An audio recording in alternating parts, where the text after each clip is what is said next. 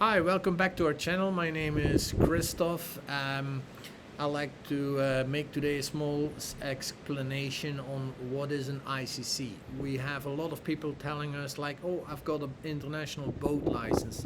What does it actually is and how do you need to use it? So I thought like, let's make a little video about it. An ICC is called an International Certificate of Competence for operators of pleasure craft issued by an UNECE member state that has adopted Resolution 40.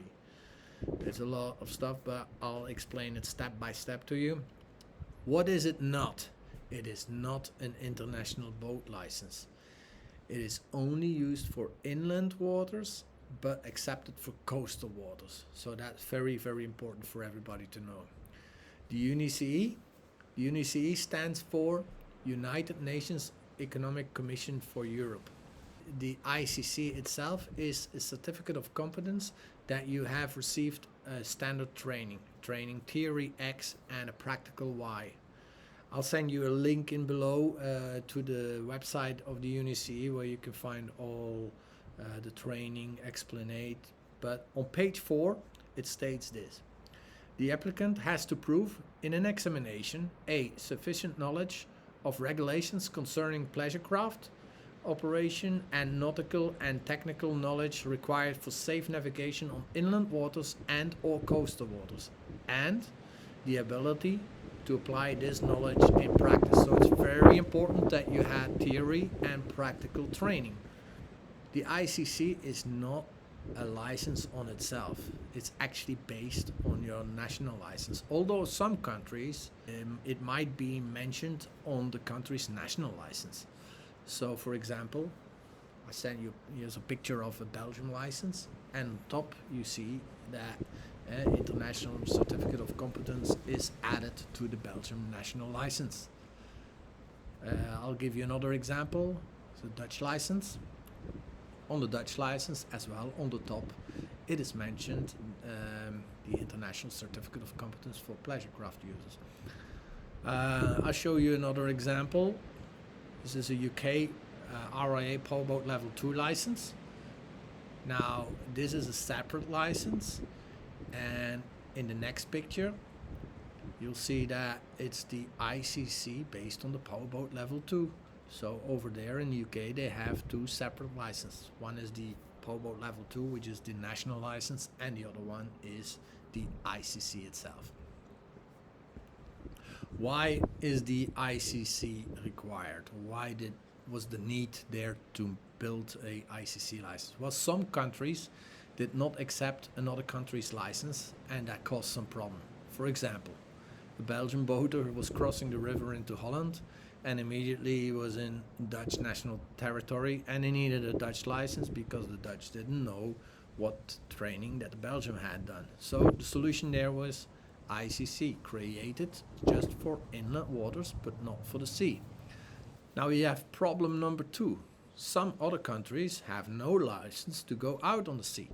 For example, Belgium did not have a license to go out on the sea. So if that Belgian person was going, for example, to France, France does have a license to go on the sea. He was not really able to rent the boat because it stated it was for inland water use. So solution again was the ICC. They accepted it for inland waters, so you could use it for inland waters and coastal waters. It's mentioned on the license itself, inland or coastal. So it's not for going outside coastal waters. So your insurance might not cover you if you are involved in an accident outside coastal waters. Now, what is coastal waters? Well, that depends on the country you navigate in. For example, France, coastal waters is up to 6 nautical miles. Spain is up to 12 nautical miles. So if you have an ICC, for example, going from France to Corsica, that's Saint-Tropez to Corsica, you're outside coastal water, so you cannot go with an ICC outside coastal water, so you're outside your legislation. So it's only for coastal waters. Very important to know that. Now the other thing is, which country has adopted Resolution 40? I'll send you a link in the bottom here as well. which countries are adapting Resolution 40. Now this list is continuously changing, so you regularly have to check it. What if a country that you're national on is on the list? Well, you can get an ICC only from sitting the exam in the country that you are a national from, or you can get an ICC from the country that you are living in if that is also on the list. So I will come up with some examples first. Example 1. You're a Dutch person living in London. Both countries signed Resolution 40.